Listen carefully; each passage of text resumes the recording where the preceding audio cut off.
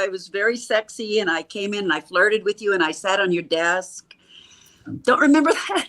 That's not your favorite scene? Yes, it was my favorite scene.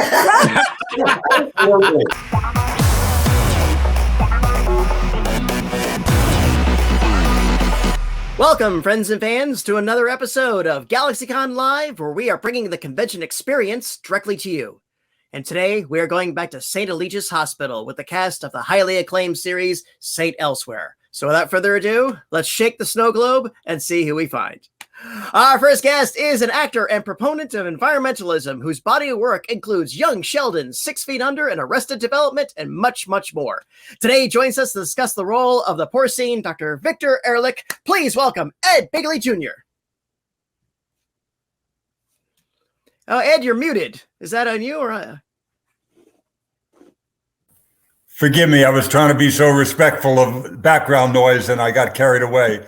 It's good to talk to you. How are we doing today? Oh, I am well. How are you doing in your corner of the world, boss?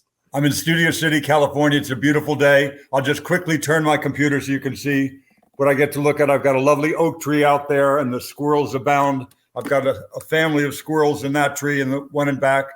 And it's a lovely day in the San Fernando Valley. Thank you. Oh, very nice. No, thank you for joining us here today, Ed. I'm a big fan of your body of work. You have been in so many things that have touched on me. Everything from Battlestar Galactica to Spinal Tap to the Appletons to Eating Raoul. And I would love to talk to you someday about all those. We're here to talk today, though, about St. Eligius and all the stuff that went on there today. So let's bring on our next guest. And she is an actress whose credits include Ferris Bueller's Day Off, Son-in-Law, and Age of the Living Dead. Today, she joins us to discuss the role of the former nurse turned resident, Dr. Carol Novino. Please welcome Sydney Pickett. Hello. Hello. Can I show you my environment? I'm in the snow of Colorado. Very nice. Very nice. Being a Floridian, snow is a fairly foreign concept to me, but I've seen it on television. Sydney, how are you doing? Oh, I'm great. Thank you. Thank you. Oh, I got in an hour early because I didn't know it was Pacific Coast time. And so I got to have my cereal, and now I'm here. I'm really grateful to be here. I'm really grateful to see my old friends and catch up. Oh, absolutely. Pleasure is all mine. I was going to say as well, you've done some great work, and at the risk of sounding extremely geeky and absurd, I will always have a soft spot for the ivory ape. Oh, wow. Did you really saw that? I saw it. Yes, I did. With Jack Palance, the great Jack Paulette. Palance. Yeah, with Jack Palance, everything else. It was produced by Rankin Bass. I was a big fan of all their live action work at the time. And it was a wonderful little TV movie that's, I think, is undervalued. Oh, wow. Thank you. It was fun, too. I got to play Jane Goodall. Yeah, absolutely. Absolutely. So it's fun. Well, Sydney, so glad to have you here in good health and in good spirit. Let's bring on our next guest. First, she is an Emmy Award-winning actress whose works include Little House on the Prairie, Twins, and Home Improvement. Today, she joins us to discuss the role of Ellen Craig. Please welcome back Bonnie Bartlett. And he is an Emmy Award-winning actor whose work includes Knight Rider, 1776, and of course, Boy Meets World. Today, he joins us to discuss the role of autocratic heart surgeon, Dr. Mark Craig. Please welcome back William Daniels. Hi. Hey. Good to see you all. Oh, great to see you. William, Bonnie, how have you both been? We're good. We're still trucking along. Somebody referred to me the other day as elderly. That was the first time. Old, you say old, you think, but they said, my elderly friend. And I think, oh my God, I never had heard that before. Why not say mature? Why do you have to say elderly? Why they should have said mature? Yes, he said elderly, and I didn't like that. My wise friend. Bill, of course, is always young. Yeah. He doesn't get old. He just stays the same. Oh, Bonnie Williams, so glad to have you back here. And Ed and Sydney, welcome to the GalaxyCon virtual stage. Our team is going through our chat room right now, pulling out the questions for you. And we know France is running a little bit late, so hopefully she'll be able to join us in a bit. I would like to first of all, I just want to throw this out there, and I just want to say this. Saint Elsewhere was, I think, the first drama that I watched with my parents. And I was just at an age, I was getting a little older, and I really began to appreciate that style of programming. And it was important to me, it was important to my family, and I know it was important to so many other people. And in television history in general, it really helped move the needle, really began to open it up in the diversity of the scripts, the themes. It tackled a lot of stuff at the time, which had been more or less kind of left unspoken. And so I thank you all for your talents. I thank you all for your professionalism. I thank you all for the performances that you brought to your roles. You're welcome. No, We're happy to be there. Believe me, very happy. Absolutely, absolutely. Let's start off with this. Just for each of you, how did you come into the roles? What was the audition process in the beginning for each of you? Yes. Who do you want to start with, Patty? I'll start with you, Ed. Oh, I'll happily tell my brief story. I went in and auditioned for the role of Dr. Peter White. That's the role they saw me for and the role I wanted. It was a regular. I did not get that role. I thought I read very well, but they didn't see me in the part. They gave it to an actor unknown to me at the time, Terrence Knox. But then they called and said, there's another role, very small, called Dr. Victor Ehrlich. He only has 2 lines in the pilot, but we're thinking of merging it with another character called Stanton. How many lines does he have? I said. They said 1. And the problem is Stanton is talking to Ehrlich with one of the lines. So you'd be talking to yourself. I went, I don't care. I'll do it. You know, if they want me to be in the script, William Daniels is in it, for God's sake, Ed Flanders, these great people. And I was a big fan of Bill's, of course. I'd seen him in Parallax View. I'd seen him in Two for the Road and all this stuff. I was a huge fan of Bill. So the opportunity to work with him and Bonnie, a great actress, I was just over the moon. So I got that part. And then lo and behold, again, I credit Bill. They had this Mutt and Jeff thing they started to write, you know, with me, you know, this big, tall, goofy guy from California. And I went in, you know, to do that. And I wound up working for the whole season. You know, every season I was a regular on the show.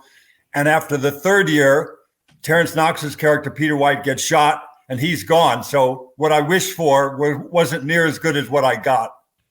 Great. It's true. Oh, so William, how did it begin for you? Excuse me? How did you get the part? How did I get the part? Yeah. I have no idea. They called him up and begged them. I can answer No, that. they They did. called him up and begged him to look at the script. I believe I it. happen to know. Sure. Oh, I'll tell you that. That's true. He sent me 5 scripts. And I said, this guy, Craig, is only in 1 or 2 of these, a couple of lines. And he said, well, when they see what you do, they'll write you in. And actually, that's what happened. And you know, I knew friends. I had friends who read for the part of Dr. Craig, and it was very different. He was an Italian, and he was from a street, you know, that kind of thing. I'm not sure how. I think it was Lou Antonio, but I'm not sure how they zipped to Bill, which is a very different character than the original was written. Oh, wow. And then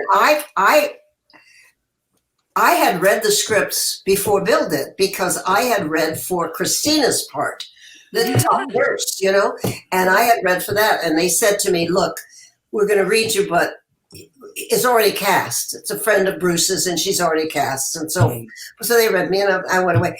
And then after Bill worked on it a while, or I'm not sure when, but anyway, the casting person called and said, there's a part of his wife. Would you want to do it? And I said, well, you know, what is it? And I looked at the script, no lines. I don't think I had any lines. I just sat there and smoked a cigarette. And I said, no, I'm not going to do that. Or, no, I can't do that. And she said, what else are you doing that's so important? I said, well, frankly, nothing. But Bill said, Bonnie, do it. It's funny. It's got a lot of laughs. And I said, what?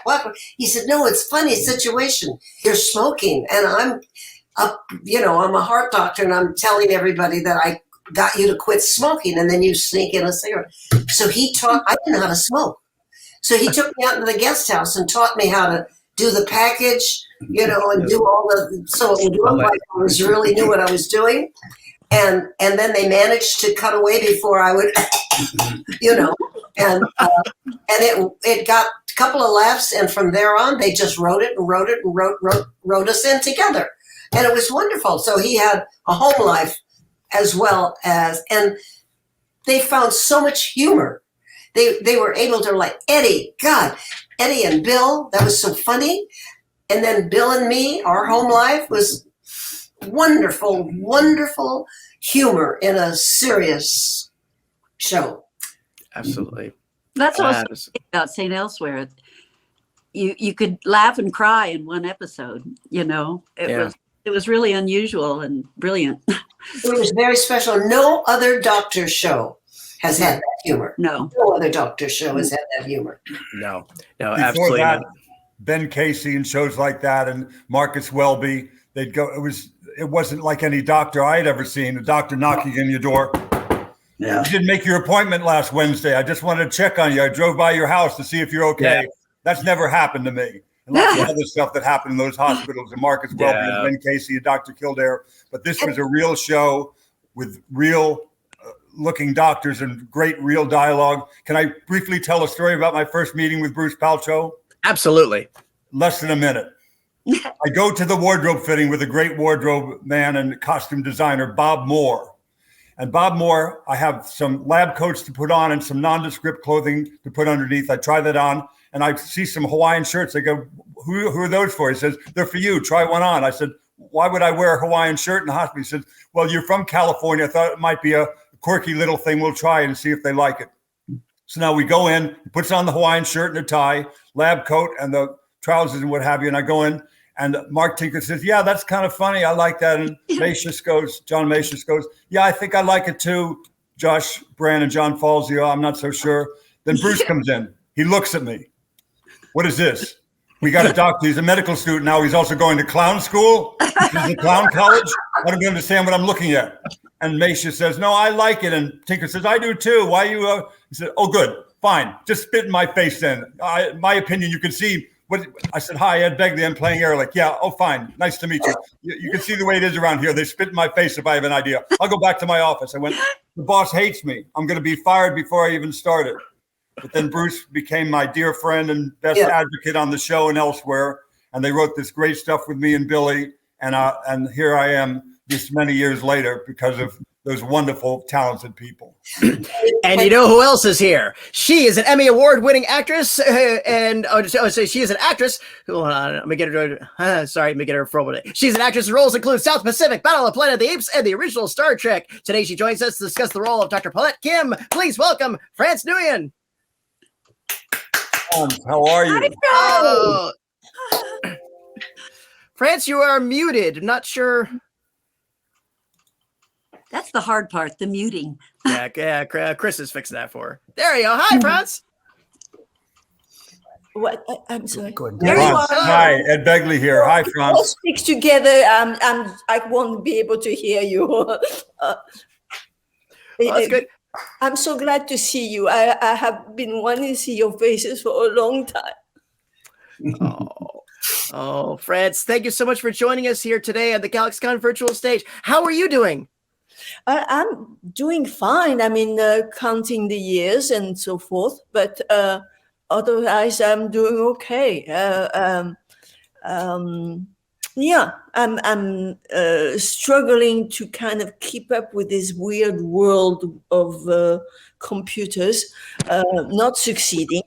And I barely can function with a cell phone, but my car is doing fine. Well, France, thank you so much for joining us here today. We have a question on the table, which was, how did St. Elsewhere begin for you? I guess, like everybody else, an interview. I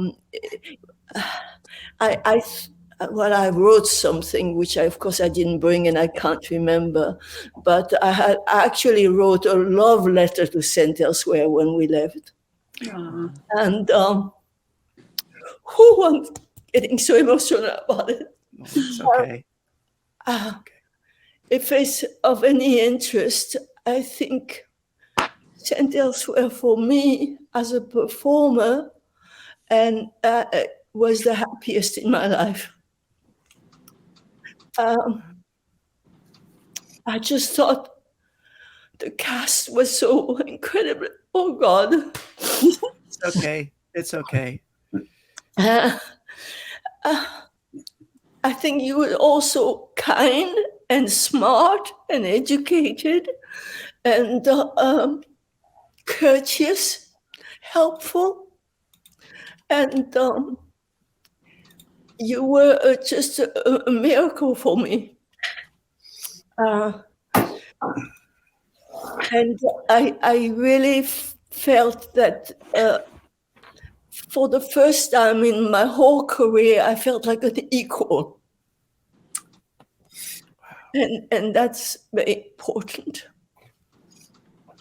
So, and indeed you were. Your character, again, it's just a wonderful arc. The rivalry between you and William's character, and I just love seeing you and John Aston together because I'm a John Aston fan as well. So I think it worked out really, really well, and I thought it was funny. Really, it was. I remember Bill giving me saying that I was going to turn my kimono or something. You would make my kimono flip. I can't remember your line. But I think one of the, I don't know, it was an ensemble that was not just only at the performance level, but it was on directors and producers and writers who were really smart people.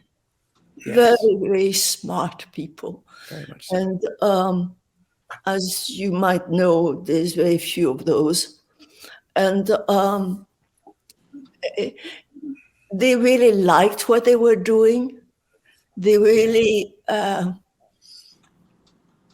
felt what they wrote, and they felt what they directed, and they had passion in them. They were not just doing a job; they had passion, and it was such a marvelous, unrivaled to this day, which of course are over for me, but in my whole career. Okay. I think 13 Emmys, 2 of which won by by William and Bonnie, a Peabody Award, and numerous 4. That's right. You're right. You're right. Right. A Peabody Award and numerous other nominations. The accolades of the show absolutely speak to itself. And again, a testament to the fusion between what happens when you have good writers, producers willing to stand up for the material, and great actors. They were fantastic. They knew what they were doing. I mean, I've had a long career, and not many of them know what they were doing. And they were kind of poking and hoping that somehow it would fall into what they needed. But our people were the best. Absolutely. And it stood the test of time. Sydney, how did this begin for you? Well, Cynthia Sykes was leaving the show, and I was supposed to not fill her role, but that sort of type, right? Yeah. And Cynthia Sykes, I heard, left the show. Is that correct, Bill and Bonnie? Yes, I think she married, and or maybe she was. Yes, she left the show. I heard she didn't like the way they wanted her role to go. So she just wanted to do other things. Yeah, I knew Cynthia. Anyway, so I got to. It was just an audition. It was great. They loved me, and I went to work immediately. And they kind of never quite, because I came in 3 years after the show had started. Franz, when did you come on? Did you come on? I don't know if I came on to replace someone. Did you come on the last the last 3 years. I know that I think I Bruce- would say about 3 years or 3 years and a half or something like that. Sounds about right. I mean, it was very new for me because I've never had a place where I could go every day, you know. Yeah, it's oh, so special. You know, every situation was different. Every relationship was different. And we had the wonderful Ed Flanders, who kind of spearheaded or was the heart of the show. And he was who I came on to have a relationship with. yes, that's right. That's And right. that was And a really stories. great television actor. He was a great actor, right? Yeah. Bruce had a feel for good people. He brought wonderful people in. And there was a lot of, each relationship was a little bit different in life. On the set, Bill was so funny. And he was always mocking me, or more me, mocking Ed. Tell him what you'd say. Tell him what you'd say to people on the set. I don't know. What did I say? Well, what did you say about me? Take off 5 minutes while Miss Bartlett learns her. Yeah, can we take 5 minutes while Miss Bartlett learns her lines? In front of the whole place, you know. I was used to it, so I laughed. But people didn't realize that I was really his wife, and they'd come up to me and they'd say, "How do you let him talk to you like that?" And I said, most of the time he's right. And but then he jumped on Eddie, because Eddie never learned his lines. He didn't believe in it at that time. Right, Ed? That's right.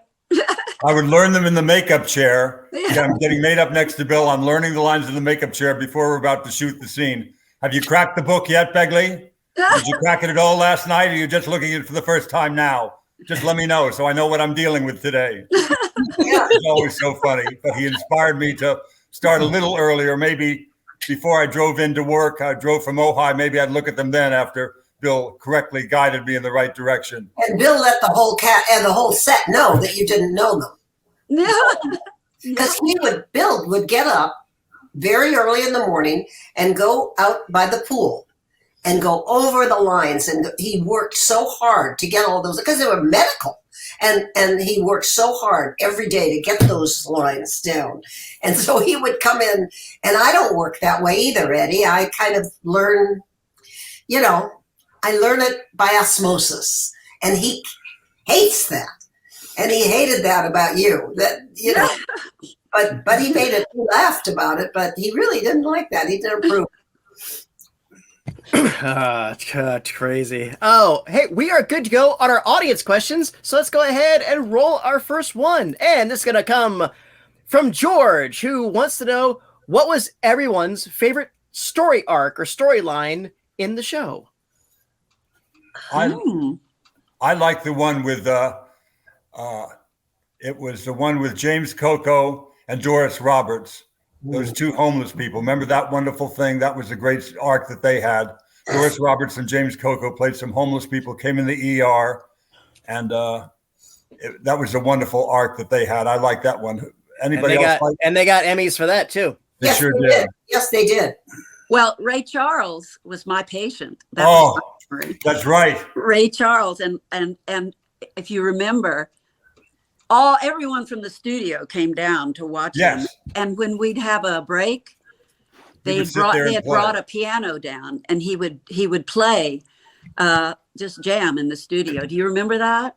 I remember it vividly. We were in a room about as big as this room you see me in right now, and no bigger. That was part of the set. It was that big, and we have Ray Charles playing basically a personal. He wanted to concert. come on as a homeless person. Yes. As He a started blind playing the homeless- piano, and we were like, I'm having a concert comprised of 20 people viewing it, and we were several among them.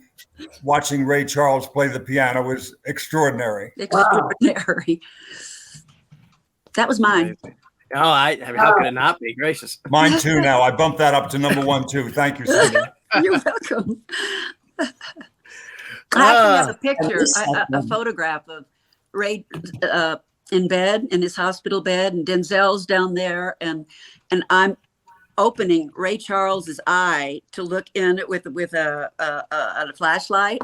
And I thought, I bet no one in the world has had this experience but me. It was very special. Oh, I can imagine. Everything was very special for me. Yeah.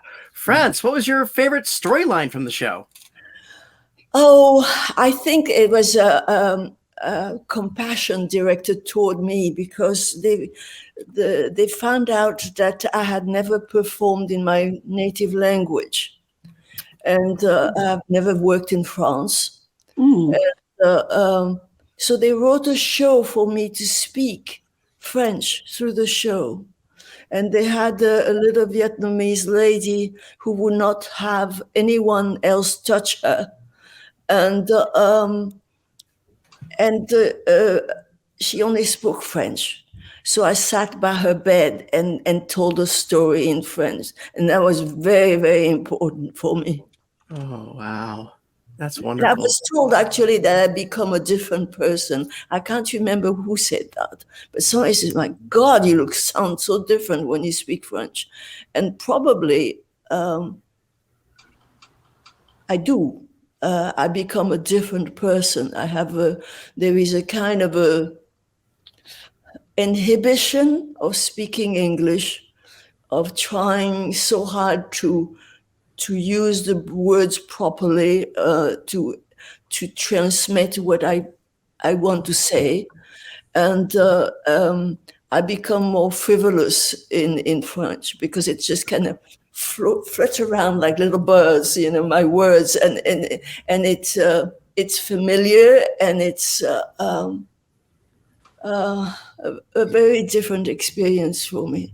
And when I was speaking French, I actually noticed, listening to the tape, I actually noticed that the tone of my voice got very much higher and almost childlike, which I have a deeper voice in English.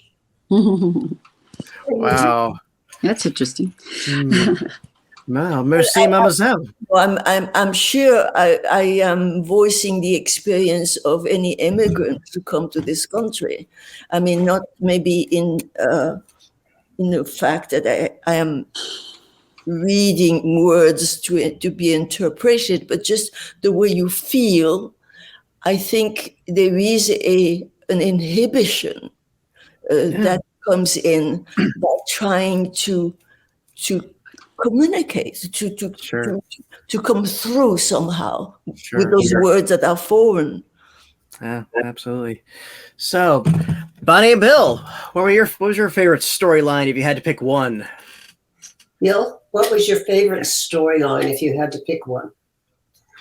I don't have one. You just you just worked every day. I tell you what I enjoyed the most. As I said, there were different relationships with different people. Now, I was not in the hospital. I was with Bill. So my stuff was with him. But there was, so naturally, and I did work with Ed Flanders a lot. And I have to say that when we had a scene, the three of us together, we had several scenes where we had the three of us together. It was heaven, because here were these two actors, that very unselfish actors.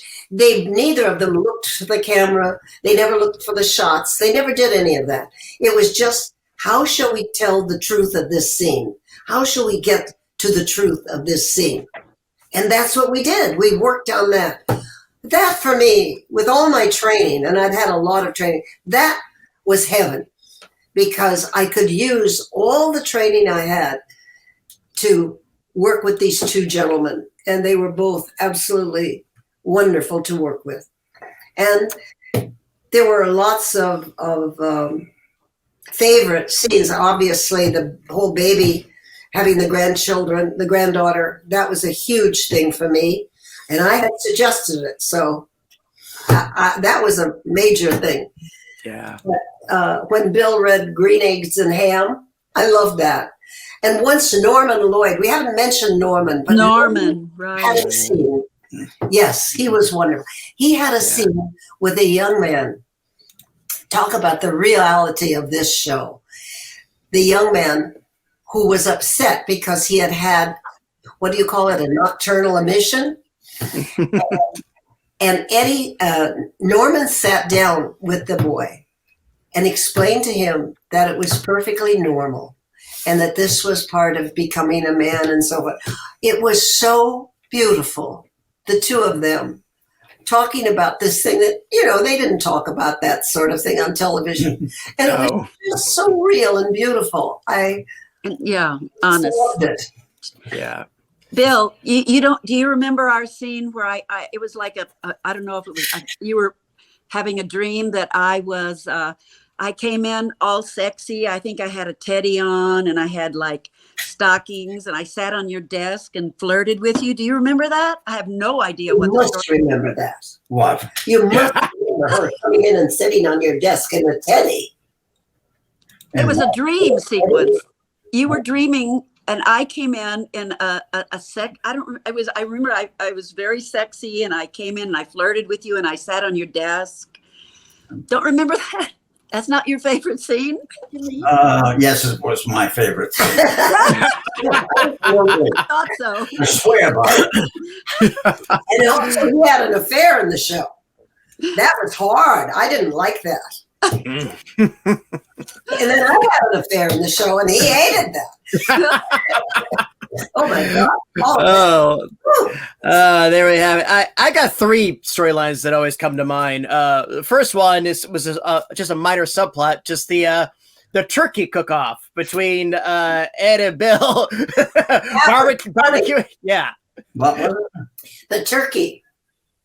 Yeah, I cooked one. I barbecued mine in an outdoor kind of grill. I'm out there in the snow of November in Boston, and I'm cooking a turkey outside in a barbecue or something. That was a fun episode, that Thanksgiving episode in that year. And writers got into your mind, isn't it? It was like they got into your mind and wrote just what you would do. I think, if I recall it correctly, I think more of the characters got more of Ed's turkey than they did Bill's. Yes. What I mean? I think it was like a cook off at the end. It was like, I'll have some of each, or it's like I'll have the barbecue. Right. And that was the funny one. I was always to take Bill. You really did an outstanding job in dealing with the death of your character's son when Scott Paulson passed away, and that was a really magnificent arc for both of you. And the scene, of course, of the autopsy, and then I loved the episode when Howie went to the afterworld. Right. Love the that dream one, sequence. Yeah. Mark Tinker directed that. They went out to Lake Powell, I think, and shot there in the desolate surroundings there. It was a beautiful episode, everything about it. I thought the affectation of him playing God and the line, "I made you in my own image." I think that's my favorite interpretation of a cinematic version of God. I think it's a great affectation. And Terrence Knox had been murdered already at that point, had been shot at that point, and he was a St. Elsewhere rapist, and so he was there in the boat with Howie, if I remember correctly. Yeah. And visually, in every way, the acting work, the visual nature of it, it was a wonderful episode, as they all were, directed by Mark. He was a fine, and is a fine director. Yeah, very much so, very much so. And again, a testament that all this happened in the same show. Yes. Right. Yeah. And Mrs. Huffnagel being eaten up by the bed, the hospital bed kind of collapses on her. Oh, God. Like a giant clam eating up Mrs. Huffnagel, our kind of nuisance patient, if you will. Yeah. And the bed consumes her was a funny but a fitting ending to that. Remember Eric Lonville, who was on the show, and he had this one, I'll never forget it. We had a party at our house, and at one point, Bill went up to bed, and Eric had been sick. And so I said, go on upstairs, and Eric Lonville. And so he was playing on the show. He was in the hospital and at a party at our house. And so then all of a sudden, Bill standing at the top of the stairs and calling down, "Ellen, there's a Negro in my pajamas." Well, I was hysterical. I just thought there's a Negro calling.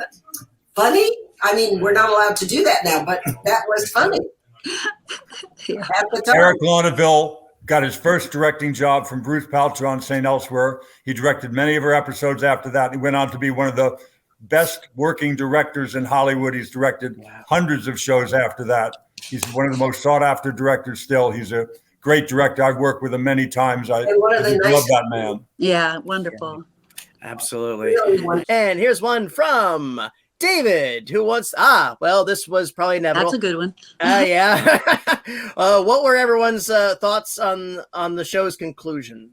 Bold. Yeah, I that's thought it one was- way to put it. I thought it was perfect. I mean, I hated it with a yeah, I passion. know people either loved it or hated it. I never let Tom Fontana forget how I hated that ending. I What did, never let him what did forget. Tom say?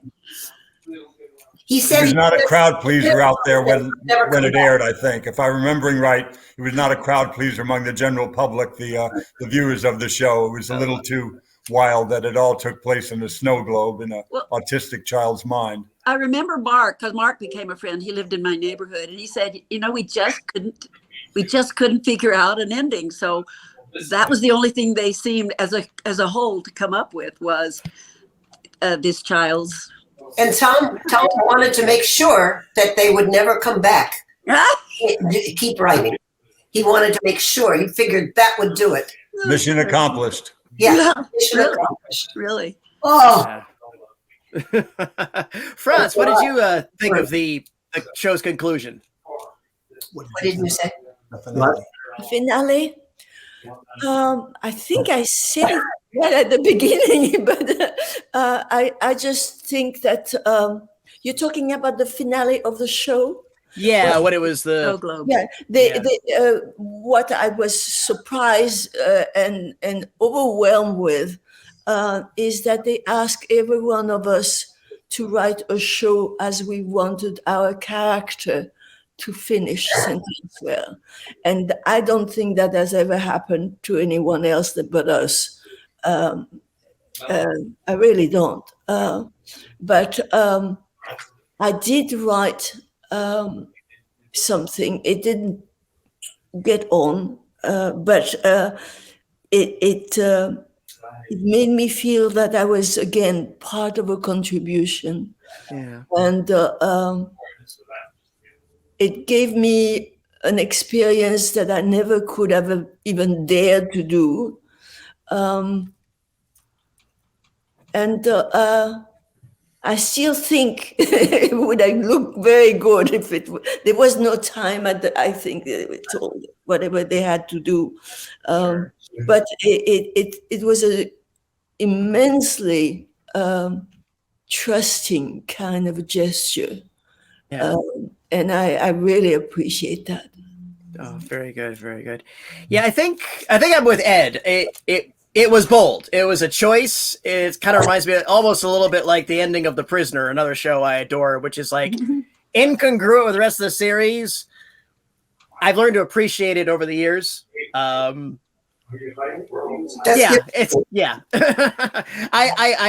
appreciate it. It was their ending to write. It may not have been the ending I would have wrote if I was in the situation, and I'll leave it at that. But did everybody write a script at the end? All of you? No. Oh, no. So we have our office there. Oh, I thought everyone did. Tom wrote it. That's the first I've heard of that. They never offered me that opportunity to write anything about the ending at any point. Really? Really. They must have liked you a lot more than they liked me. I didn't either. Because yours was French. Yeah. Yours was in French. You had to write it. Oh, no, the French one I didn't write. Oh. No, the French one I didn't write. That's amazing. That he let you do it. I mean, that's amazing. Damsel with, oh, God.